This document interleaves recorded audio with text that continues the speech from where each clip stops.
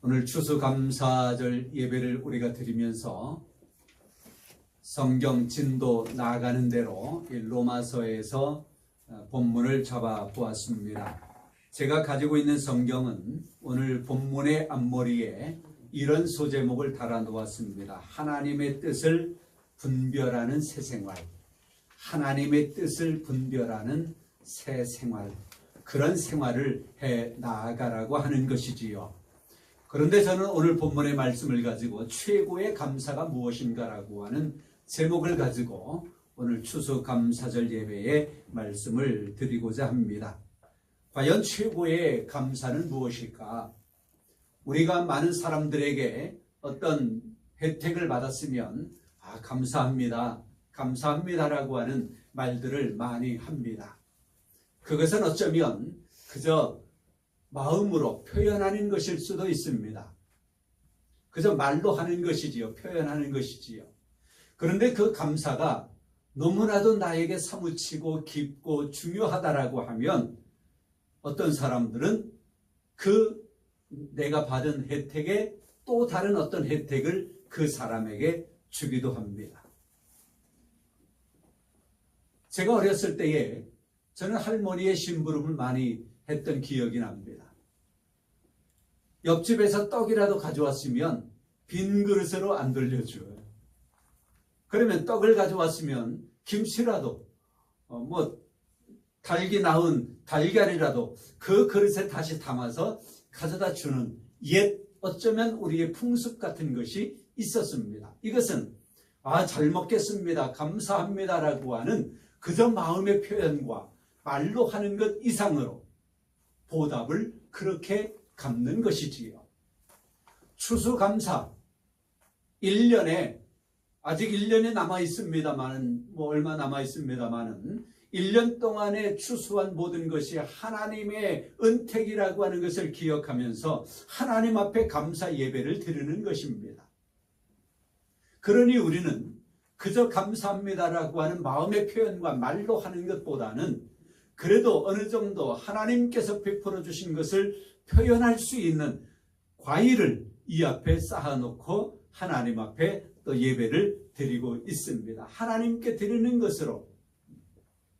그런데 더 나아가서 이것을 넘는 최고의 감사가 또 무엇일까라고 하는 것입니다.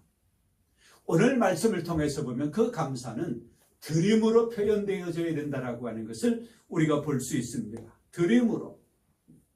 너희의 몸을 거룩한 산제사로 산제물로 하나님 앞에 드리라고 성경은 기록하고 있습니다.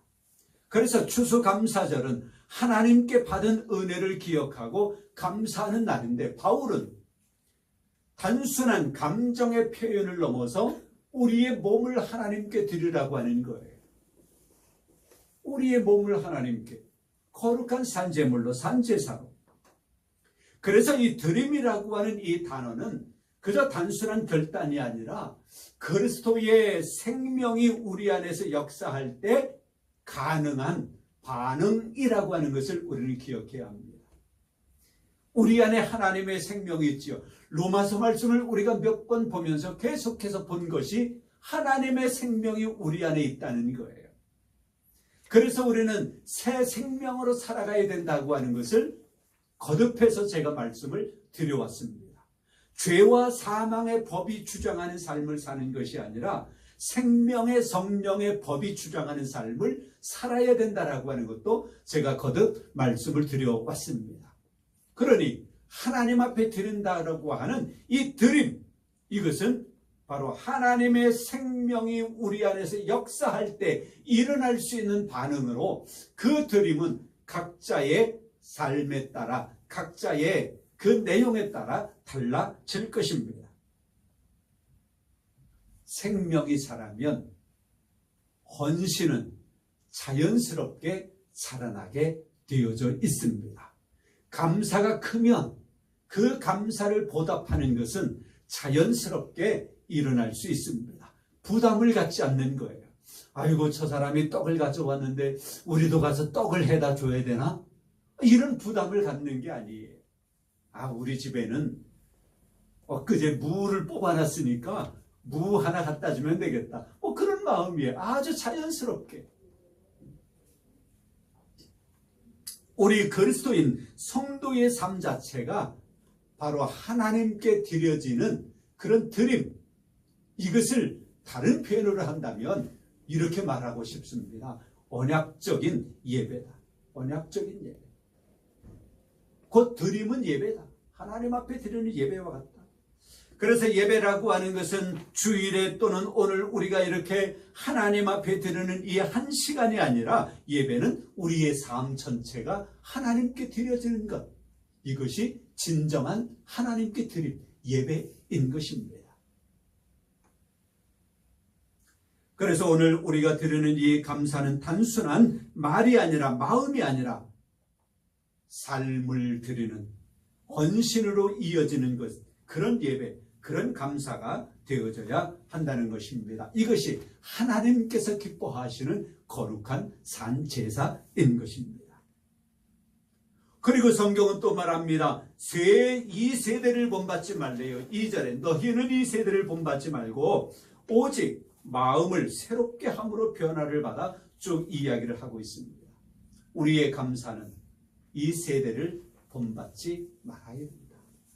이 세대가 하는 것처럼 그렇게 하지 말고 그거를 초월할 수 있는 그런 감사가 되어지면 얼마나 좋겠는가. 그래서 감사는 세상의 기준이 아니라 하나님의 자비하심에 대한 반응으로 하나님의 기준으로 볼 수 있어야 되는 것입니다. 세상의 가치관은 혼적인 영역에 속해 있습니다. 영적인 것까지 도달하지 않는 거예요. 세상은요. 그렇지요. 육체적인 것과 그리고 마음으로 혼적인 것으로 끝나는 거예요. 그래서 하나님 안에 그 생명에 젖어 있지 않는 사람들은 그저 혼적인 생각으로, 마음의 생각으로 끝나버리고 말아요. 또 뭐 보답하는 것, 물건으로 뭔가 보답하는 것, 그거 할 수가 있어요. 그러나 우리 그리스도인들은, 하나님의 백성들은 혼적인 단계를 넘어서 영적인 단계까지 이르러야 하는데, 이것이 바로 하나님의 성령의 인도함을 따라야 된다고 하는 것입니다. 세상 속에서 거룩한 영향력을 끼치는 삶, 얼마나 좋아요. 이거는 세상의 가치를 따르지 아니하고 하나님의 가치를 따라 우리가 이 세상을 보는 우리 세계관이 있습니다. 세계관. 저는 다른 표현으로 젊은이들에게 이야기할 때는 가치관이라고 하는 말을 많이 쓰는데요. 가치관이 우리에게 있습니다. 가치관이라고 하는 것이 뭡니까? 그 국어사전식으로 보면 이렇게 표현해요.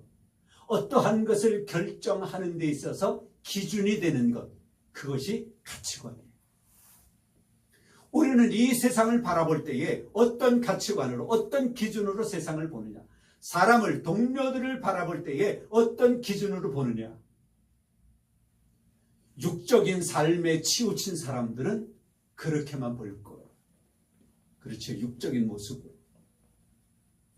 좀 더 나은 사람은, 정신력이 뛰어난, 혼이 뛰어난 사람들은 또 그렇게 볼 거예요.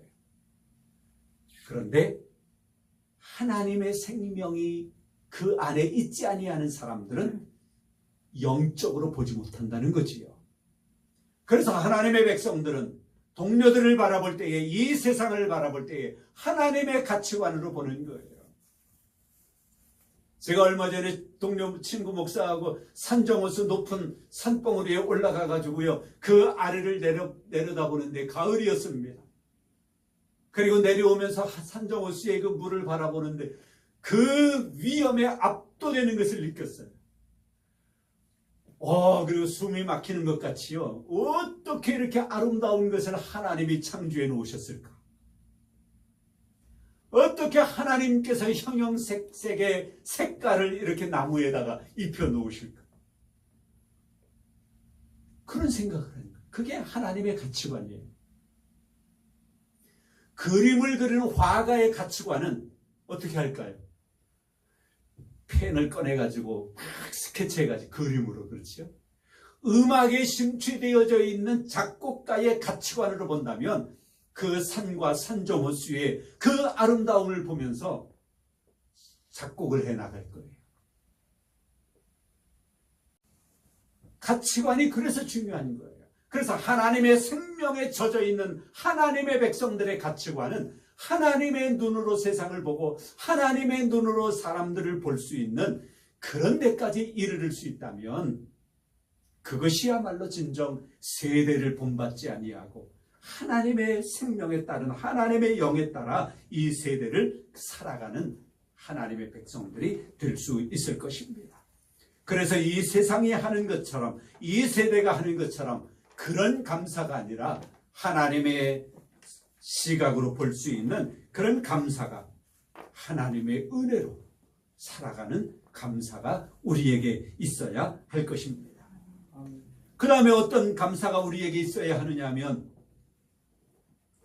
하나님이 선하시고 기뻐하시고 온전한 뜻이 무엇인지를 분별하라고 성경은 말씀하고 있습니다. 이게 그 앞에 보니까요, 이 하나님의 선하시고 기뻐하시고 온전한 뜻이 우리에게 어떻게 오느냐, 마음을 새롭게 할 때, 변화를 받을 때 그런 마음이 우리에게 생겨나는 거예요. 그래서 마음을 새로움으로 드리는 그런 감사, 마음을 새롭게 하여 드리는 감사. 그런데 여러분 잊지 마십시오. 진정한 감사는 헌신으로 이어진다라고 하는 것. 진정한 감사는 헌신으로 이어집니다. 아까 말씀드렸지요. 떡 가지고 오면 무라도 하나 뽑아주고 그게 헌신이에요. 진정한 감사는 헌신으로 이어집니다. 부모님을 향한 우리의 감사가 마음으로만 된다면 부모님에 대한 우리의 감사가 아버지 어머니 고맙습니다. 감사합니다. 그것으로만 끝난다면 그렇죠. 그것을 넘어서야 되겠지요. 효성지극하게 그 효성이라고 하는 것이 마음으로만이 아니라 정말로 부모님에 대한 감사의 표현 말 안 해도 우리가 알잖아요. 그게 진정한 감사지요. 그래서 추수감사절은 단순한 절기가 아니라 삶을 하나님께 드리는 영적 예배를 배우는 시간이다. 하나님께 드리고 이 세대를 본받지 아니하고 하나님의 가치관으로 세상을 바라보고 마음을 새롭게 하여 변화를 받아 하나님의 뜻이 무엇인지를 분별하여 거기에 맞게 살아가기를 결단하는 날이 추수감사절이다. 이렇게 새겼으면 참으로 좋겠습니다. 그래서 감사는 하나님의 영에서 나올 때 진정한 감사입니다. 그리고 헌신으로 드려질 때에 변화된 마음으로 드려질 때에 진정한 감사다. 마음에 새기는 복된 추수감사절 되어지기를 주님의 이름으로 축복합니다. 성부와 성자와 성령의 이름으로 여러분 모두를 축복합니다. 이제는 우리